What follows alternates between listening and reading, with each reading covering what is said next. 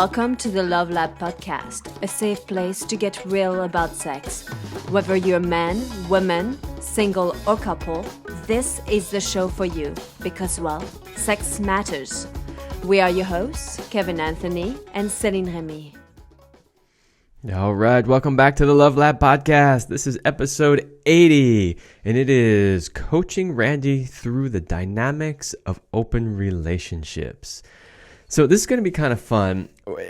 It's sort of a virtual coaching session. Now, Randy didn't actually want to be on the show, but he was okay with us using the questions. And so what we thought we would do was sort of recreate as best we could in 30 minutes the actual coaching session that Randy had. So we're going to go sort of through his questions, and we're going to answer them the way that we did. Now, keep in mind, his coaching session was a lot more than just 30 minutes. So, it's going to be a little bit of a condensed version of, but you'll get the idea. And the other thing too is the questions were a starting point, and when you are live, sometimes there's things that come through, or there's just like you bounce off something you just said and keep going down the rabbit hole of something else.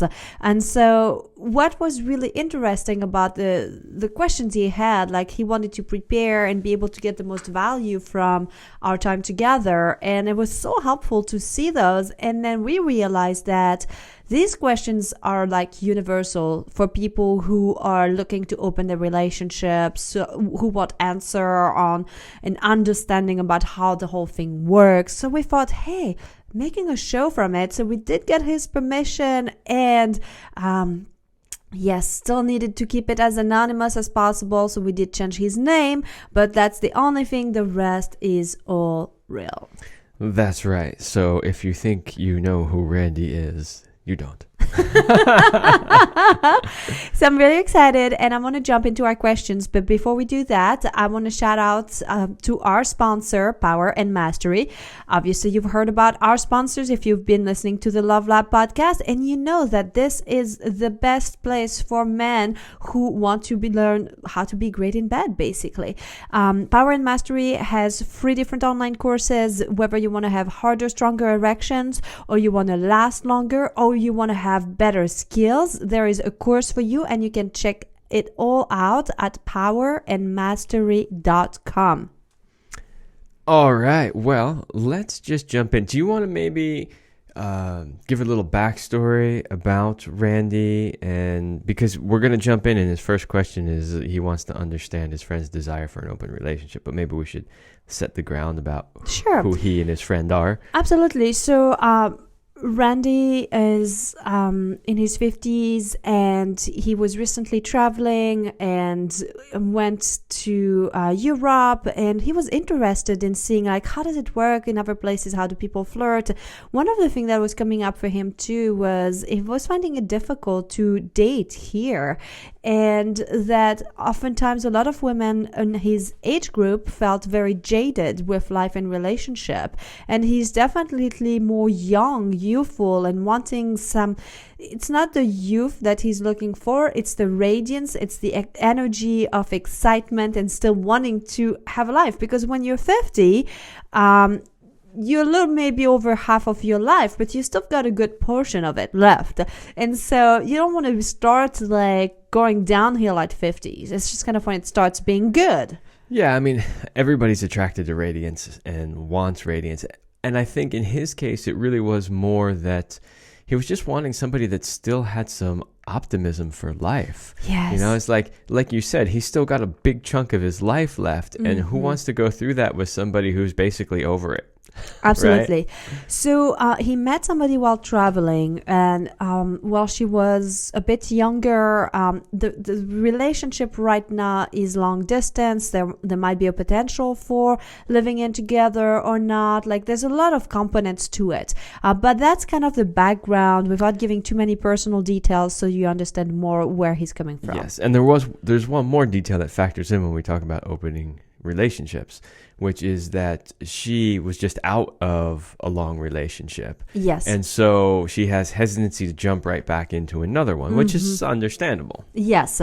And he didn't get into this relationship like, hey, this is what I want. It's coming more from her. But because he's having such a beautiful connection with that woman, he is considering opening up or seeing what this look like. And so this is why really he wanted some coaching and reached out to us, because he wanted to know, well, how to make it work, what was possible, and like make a more informed decision based on that. Okay. So now you understand where he's at, which means his questions will make way more sense.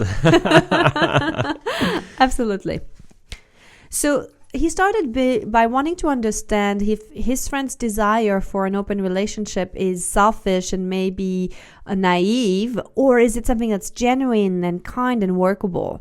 And so what he gave us a little bit of things, saying like she doesn't want to be controlled because she's just been out of a long marriage. She wants to be free of the rules of common relationships and create her own. Yeah, so there's this idea when it comes to open relating, and you'll hear people actually say this. I've literally had people say this. They go, "You just want your cake and eat it too." That's all. You just want your cake and eat it too, right? Like this is what people will say when they're jaded about open relationships. So you see a little bit of that here in his question, which is he's wondering, is this just selfish and naive, or is it genuine? He's wanting to know, like, does she really just want her cake and eat it too, or does she really have a genuine desire for it? Now, my take on it, just from what we know about the situation, is here is a woman that was in a long-term relationship that ended badly, and she is not sure if she wants to jump into another one of those. But she's having attraction to Randy, and she's interested in spending time. Of course, there are some additional hurdles as well, like the distance between the two of them. So this actually, to me, is one of those cases where it would potentially make sense to try an open relationship. One thing that I want to mention here is really knowing your why. Why do you want to go into one style of a relationship over the other one? And if you're going to do another relationship just because you're thinking, I want open relationship because I want to have a shitload more sex than I'm having currently, that's usually not the best reason per se. And it doesn't always mean that's what you're going to get, because, scheduling gets tricky and managing a lot of people. One of the very first things that people need to understand is anytime you open up a relationship and you add people, everything gets magnified. That means the love gets magnified, but so do the issues or the resentments, the little things. And if you're going into an open relationship for the wrong reasons, you're really going to hit your head against a wall. If you're doing them for the right reasons, where you want to have a growth, where you want to experience something new, you want to see something alternative. In her situation, she did the traditional route. She did, let's get married, let's do all of this, and it did not and the way that she pictured when she said, I do for life. And so I understand that then comes a point where like, wow, if what I did or what I've been told was going to work out didn't, what else is there? I want to try the other alternative because this was such a letdown. And so coming from that place of curiosity is a great place. Trying open relating because you want to fix your broken relationship is not a good reason. Yeah, and we actually hear that. We've heard that quite a few times from people where they say, well, I'm not getting enough sex in my relationship, so I'm going to try open relating. Or my relationship isn't really working, so I thought if we brought another person in that might fix it. This is like that insane thing where people are like, well, our relationship is bad, so we'll have a child and that will somehow make it all better. Like, it's Absolutely. Completely ridiculous. A point that I like to make a lot is that you have to realize that having a relationship with more than one person exponentially increases the dynamics involved. Mm-hmm. So when it's just two people, you just have a dynamic between two people. most likely. Sometimes there can be dynamics between family members that also get in the way of your relationship. But for the most part, it's just two people. Mm-hmm. Now you bring in a third person. It doesn't just mean one more dynamic. It actually means two more dynamics, because you have the relationship between these two and those two and then the other two, right? Every combination of the three that exists is another relationship dynamic. And so you're complicating things exponentially. You know, add a fourth person in. How many dynamics are there between every person in that group of four? So it's not for the faint of heart, and it's not that easy. So your point, Celine, about doing it for the right reason is so important, because you are embarking on a challenge that's going to be harder than what you're used to, especially if you've never done it. Mm-hmm. And I think it's very important to have that discussion together. If you're like Randy in a situation like that and one of you is wanting to open up, is to be honest. Why do you want to open up? Is it because you're not having all your needs met and you're like, hey, you're not my forever partner and I don't want to be stuck and then, you know, not have any more options? Or is it because we want to do this together? One thing that, and I think we'll talk more about this later through the questions, is what's important is it should add to your relationship and not take away. So number one, you want to have clarity of your why. Number two, you want to be honest, even if it hurts, about why you're doing it. And then you want to choose together to embark on this. And now, in order for this to be successful, you need to put certain things in place and you need to do this as a team. Absolutely. And so one of the things that she said is she wants to be free of the rules of common relationships so that she can create her own rules. Mm-hmm. And well, yeah, that's basically what open relating is. It's like you are free to create whatever rules for relationship you want. So from our point of view, I think we both agreed that the why seems to be legit. Mm-hmm. Yeah. So that's step one. So let's move on to the second question here. So for him, he's trying to wrap his head around it. And he's saying the idea of an open relationship bothers me less if I keep myself detached from her. But she wants to be close to me, but still be free to indulge. She said she longs for a deeper connection with me, but doesn't want it to close her off to the world. That's so common, where there's some people think that, okay, if I really love deeply, it can only be one person. Open relationships doesn't mean that you are shallow and it's not deep. You could do it like this, or you could just be a swinger and not have like deep connection. But a lot of people, and I know from my end, when I was doing open relationships, it was all about the love. It was all about the connection. And so I learned, how can I love somebody fully, intensely, and love somebody else just with the same intensity? And it's never the same. Anyone who's listening who has children, you love all of your kids. And it's, people say, I love them the same. But if you really look at it, you love them with the same intensity, hopefully. But there's a different bond with everyone. But that you can value that bond and that difference. And I think it's the same with open relationship here. Absolutely. And there's this misunderstanding that to go deep, it has to be just two people. Mm-hmm. And so this is a false dichotomy that we're presented with all the time, which is, well, I can have multiple people and it'll just be kind of shallow and we won't really ever go deep and we won't really, get to the really good stuff. Or I could just settle down with one person and go deep. That dichotomy isn't true. You can still go deep and you can still have all that stuff with more people. Yeah, it's going to be a little harder. It's going to take more time, right? Maybe more time because there's only so many evenings you can spend talking with each one, or only so many trips and travels and things that you can do that will take you into those deeper levels. But it's absolutely possible. Yes. And so remember, it's all about you create your own rules. Right? There's not like, oh, we follow this roadmap. Sure, you can. These are guidelines like we're giving you here, but here again, it's about creating your own rules. And so, if we read to the next question, I think it will help to answer that too. Because She says that what happened recently was unplanned and simply an exploration. Does planning it or not planning make any difference? If so, was it really not planned? So for him, in his eyes, what happened was very likely like intent, and so he's trying to find this balance of the scales, that would involve intent.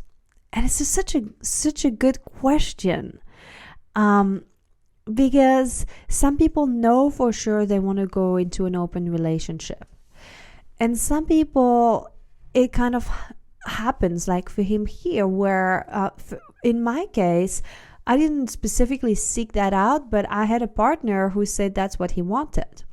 And so I knew getting into the relationship, that's what we were going to do. And that's how we created things that worked for us, created rules and guidelines, more guidelines than rules, but like really made it a beautiful, safe container to explore that.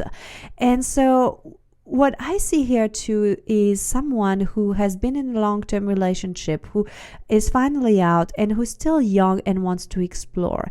And I find it very wise to be like, hey, I have this deep connection with you, and I don't want to go right back into another serial monogamous relationship before I know for sure the things that I want in life.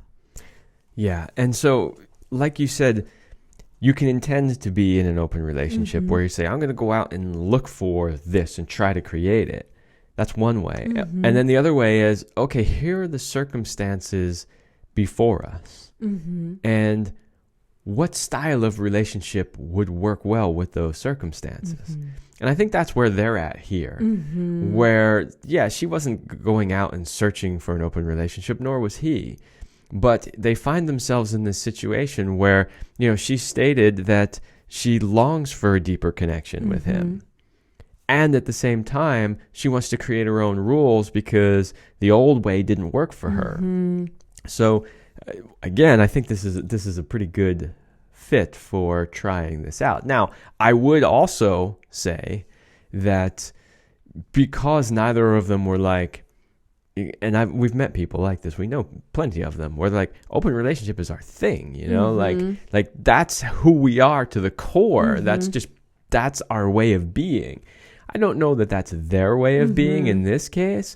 So I would also caution both of them to say, okay, so this seems to fit what you want in this moment, but make sure that you realize that it might change in the future, right? In one way or the other. We don't really know, but because it's more of an exploration, because it's an openness to see what you can create in this moment, just know that what you eventually end up creating might look very differently.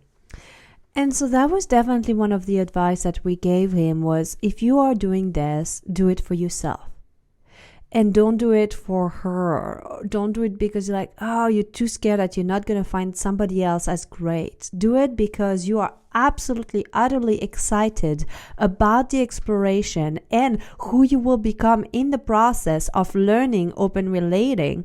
Don't do it, move away to the other side of the planet, and then 3 months later realize that you guys are not a fit, and then be really resentful or sad that you left your old life and now you're like in Europe somewhere and that's not working out. You have to love it every minute and not be attached of it to really to last forever, and you want to have the growth. And see it as an adventure. Yes. Right? Like look at it of a world of possibilities that just opened up to you, that you could create it any way you want. Yeah. And that's amazing. So I'm really excited about the next question because we spent a lot of time in our coaching around that question, and I'm going to give it enough time. So basically, Randy's question was, what scenarios would be okay? Each of us going out with separate partners, or bringing a third in the bedroom, or do we do like one-time encounters only, or multiple times, but stop when there's feelings that grow? Do we do couples exchanging partner near each other? Or do we completely separate with no knowledge of the encounter? Do we report back after, in details after each encounter? Do whatever, but tell the other people when affection grows for someone on the outside? Wow. And this is why I'm saying, like, this is where we spent most of the meat of our coaching time with him, because there is so much. And I think everyone who's exploring this has these questions. I sure had these. And the first thing I want to say is that okay? Yeah, okay. Yeah, go for it. All right. Then I'll because there's some before we answer the individual questions. Yes. There's a couple general statements that we can make, and you go first. I'll go second. Okay, absolutely. So the first thing I want to say is that there's no set rule. We ask him, what do you want? What feels good for you? And for me, I always liked to know every details. I actually got turned on knowing everything. Something that was very important to me was inclusion.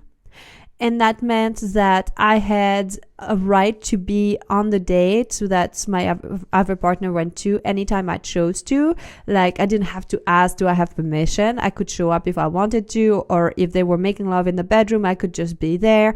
And because I had this inclusion right, I very seldomly used it. But it took a lot of the pressure off of, like, what happens if my partner goes away on a date and I feel so lonely and miserable, and then I don't want to be by myself at home crying my eyes off while they're having sex and at the time of their life. So if that's such scenario happens, I could tag along and be like, hey, I need extra, like, attention, or I need love, or I want to be included. And that was always okay. So really, you gotta start to take each one of these scenarios, and that's why in this particular podcast we want to take you through that. But that's what we did with Randy. We took him down more of each scenarios and had him look at, hey, what feels good? Like, how does your body react to that? What do you like? What gets you turned on? Until he started to know, like, oh, this is probably what would feel right. And one last thing before I let you talk, Kevin, is please remember that there is a big difference between what you make in your head and what truly happens in reality. I found that it was always harder in my head when I was thinking about the scenarios than when I was actually living them.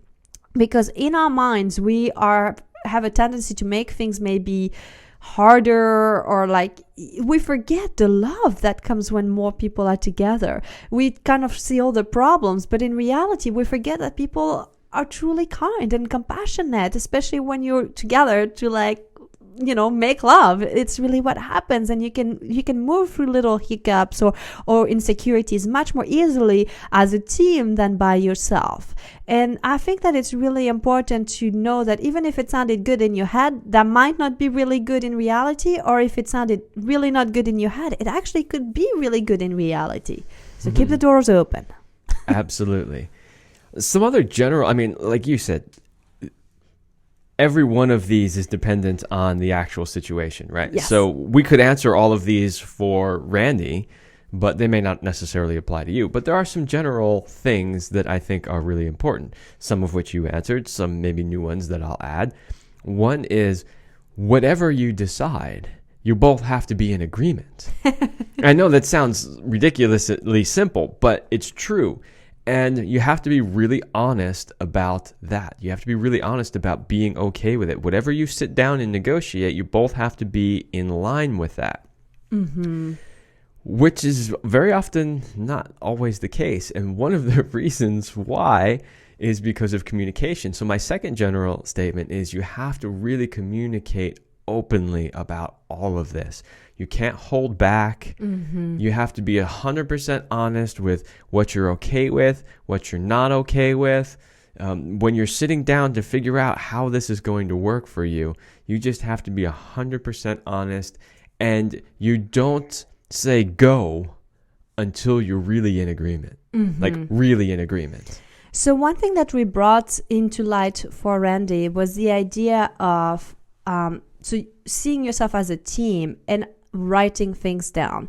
And I know that you've got some story from being in open relationships too that you might want to share at some point, Kevin. But some of the things for sure that is important is those things need to be clear. And I believe that in writing is better than verbal. And so it's creating your relationship agreement. And know that those agreements will change over time. When I started, I think we had a 6 pages agreement because we were trying to think about every single detail. And then as you know, you're like 4 years in the relationship, you feel so much more comfortable. You kind of ditch most of it and maybe you just have a couple of things. Some of the things that you absolutely need to know and remember is, how do you do safe sex? How do you actually have sex with other people? Do you use condoms? Do you disclose STIs? I mean, all of these things are absolutely crucial. We've done a whole show on how to talk about STIs, like how to have safe sex. So for more details on the how-tos, go back to that particular show. But this needs to be very clear. Another thing to remember is it has to add to the relationship, not take away.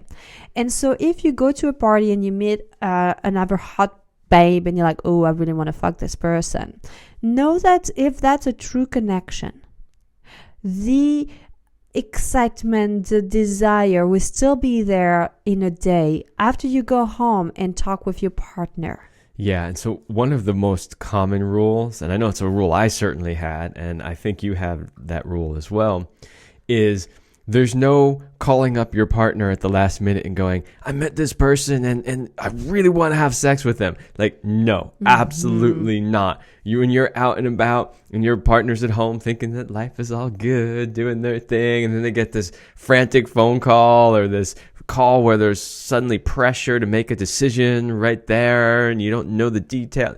Absolutely not. Like Celine said, if there really is a genuine attraction, it will still be there a day later, 2 days later, next week, whenever you can schedule your date.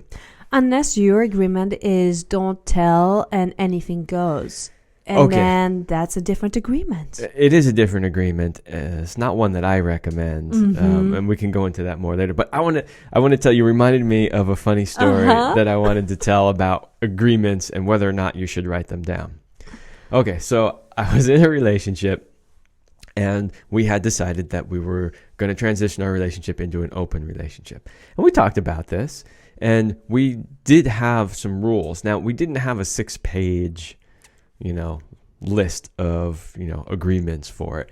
But we had, I think, about 4 or 5 main agreements.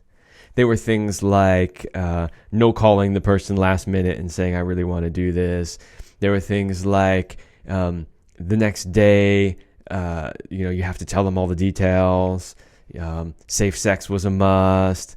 There were 1 or 2 more. Like they were a bit more high level things as opposed to some people get super detailed. Didn't you have one about no ejaculation inside a woman? Yes, yeah, that was you one had that too. one. Yeah. So there was right. So all right, here's the funny part of the story.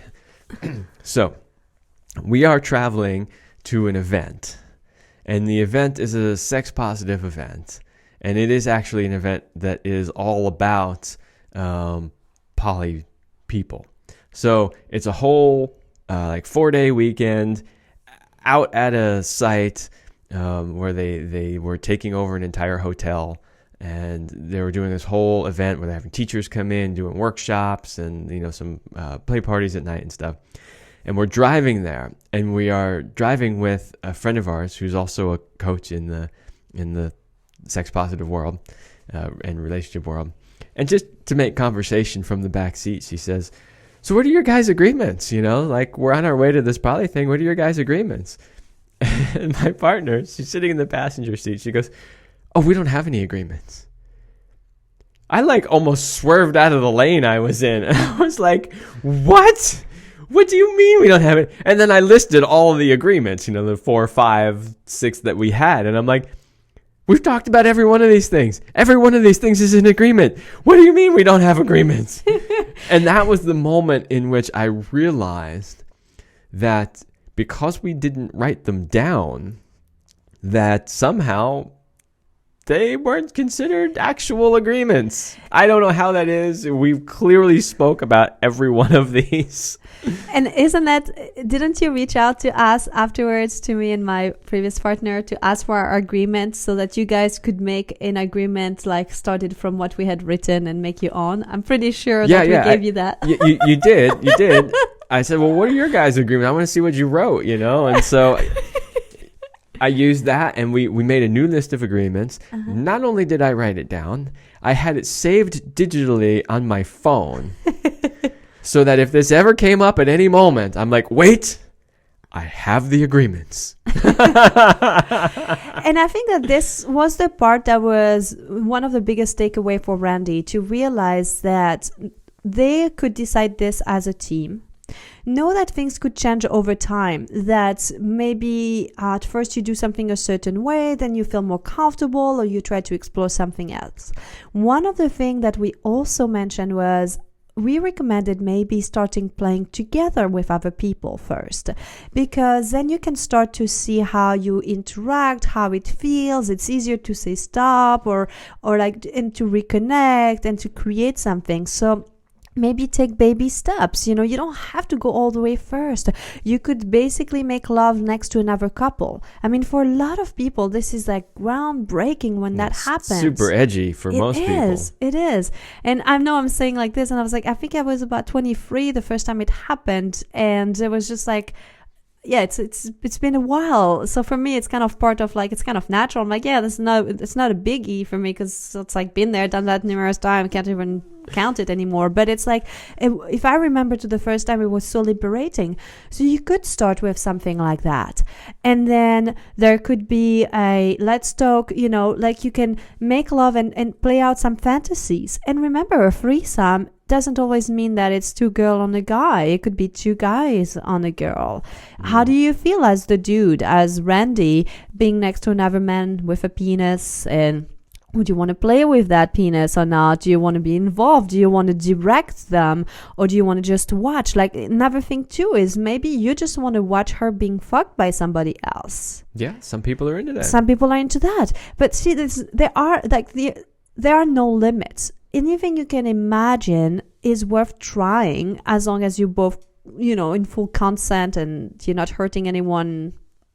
I mean, if it's consent hurting through BDSM, why not? But still, you know what I mean.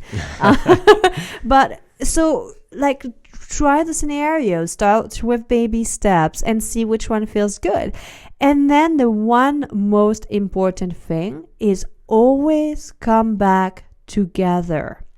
Whether it's the very next day, whether if you live together, then after you go on a date with somebody else, you go back and sleep with your partner in the same bed. And by sleeping, I mean just sleeping, doesn't mean to have sex, but always make sure that then you go back to nurture your relationship again. And the more you can feed that relationship, the more secure you will feel, and the easier it will be to open up, to have other experiences. And the more you do it, the easier it becomes. And it's okay to say, I need to slow down. It's okay to say, this doesn't feel good. It's okay to say, I need reassurance that you love me. And this is what the coming back together really is about. It's about saying, I just had a great fuck with this person, and I'm coming back to you and I love you. Yeah, you just reminded me of a rule. So assuming that Randy and his partner agree to be, what people call primaries, sort of the primary relationship, and then they, explore outside of that. You reminded me of a rule that I think is kind of a must in these scenarios. That's the veto rule. Yes, that's right. I forgot that one. Yeah. We totally talked about this with Randy. Yeah, exactly. And the veto rule is this. If we are considered primaries, we are the main unit, and we decide that we want to have any sort of lovers or interaction outside of that, in order to keep the integrity of us, we each have to have veto power, which means that if for any reason we need to call a red light on what's happening, like a hard stop, we have the power to do that. So let's say I was having a lover on the side, and for some reason that particular person maybe was triggering to you, or it was maybe bringing in some drama into the relationship, or something that was sort of destabilizing for us and negatively affecting us, you would have the power to say, no, I need you to stop. Mm-hmm. And then I have to respect that. I have to say, okay, my primary commitment is to you in this relationship. And if this isn't working for you, then it's not really working for me either. And a change needs to be made. Yes. And don't use it lightly. Veto power is something that you only use when it's absolutely necessary. But knowing that you have that also helps you feel more comfortable opening up. So we're kind of getting close to the end of our show, and we've got a lot more questions there. But I think this gave us a really good idea about the dynamics of open relationship, where you can start going. And to sum up some of the other thing that I really want to mention, because he had other question about, hey, what happens if she has sex and then I don't, or if I want sex, I would have to go and get it out. Like maybe I'd even have to pay for it, or things like that. And that doesn't feel good. And the thing is, you have to remember that being in an open relationship is not always like tits for tats, like, oh, you had sex, now I have to go have sex. Like sometimes one has a lover and another one doesn't. Sometimes one has 3 lovers and the other one has just 1 or none. And it is always a great opportunity to be like, I'm like, hey, if she goes on a date, you could be doing something you really want to do. You could be reading, you could be working on a project, playing guitar, going to hang out with guys, or do something like that feeds you. Or you could have another lover, but it's really not about she's having this, so I need to have that. She just had sex with somebody, I need to do the same thing. That's not how open relationship works. No, and we actually see a lot of people try to do that. Mm-hmm. And it ultimately drives them crazy because it never really works out. Look, nothing in life is 100% equal. Your monogamous relationship isn't 100% equal. Like, it just isn't, right? Like, somebody gets more of the chocolate cake regularly. That's me. But you get more of the chips and hummus. Right. It's like it's never going to be 100. It's not like we're over here counting chips. Like, you get 5 chips over here, you get 5 chips over here. That's not the way that it works. And open relationship doesn't work that way either. So, if you're thinking that, well, she had sex 3 times, so now I have to go out and find somebody to have sex with 3 times. No. It never should be a should. It has to be like natural. It has to feel good. You have to be a full yes. And what's beautiful as what you start to learn when you're in open relationships is to start to listen to your needs and to yourself, because you have to set boundaries and you have to speak out for what you want and need in order to get those things. And this is something that a lot of people don't practice. And by the way, you don't have to be in an open relationship to start to learn to do that. You should be doing this in any relationship, setting boundaries and asking for what you want and need, because ultimately that's how you can be fulfilled in a relationship. And I want to say that if you're not good at monogamous relationship, don't think that you're going to be good at open relating. No, you'll just be bad at more than one relationship. Exactly. So think of those as your playground. We barely scratched the surface, but we hope that this gave you a new place to start some new things. As always, we are more than happy to support you on your growth and diving into details, and we're available for coachings and supporting you on your journey. And did you have something else you wanted to add about coaching session on the air? Oh, yes. So we call this a virtual coaching session. One, because it's via this medium that we're using, right, which is the podcast. But also because we couldn't get Randy to actually be physically on the show with us to sort of go through a coaching. But we wanted to offer out to the audience one on-air free coaching session. So you will come on the podcast with us for 30 to 40 minutes or so, and you can ask about anything about sex, love, and relationship, and we will provide coaching for you right here live on the podcast. And just to be clear, this can be done online. It's you don't have to be physically here where we are, show up at the studio. You just have to show up on camera and be willing to have your voice right there. So we know it can be sensitive because it's like, wow, this is like really edgy. I don't want to talk about these things. But some people are fine about this. And so if you are interested, please send us an email at support@power sorry, is that the What's our email?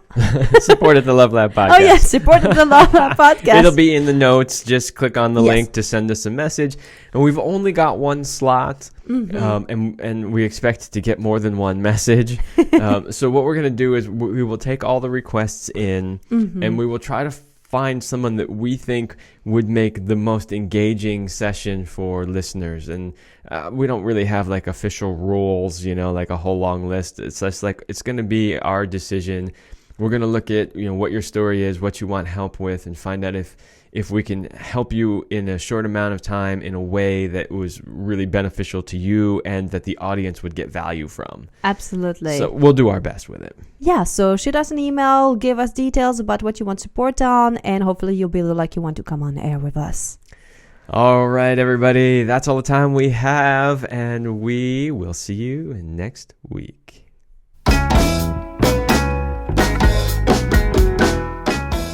We hope you liked this episode of the Love Lab podcast. If you enjoyed this show, leave a comment and share it with your friends. And if you want more, we have an entire digital library with the best sex tips and relationship advice at CelineRemy.com. That's CelineRemy.com. So join us in the Sex Vault to continue this adventure. Thanks for listening. And remember, you're amazing.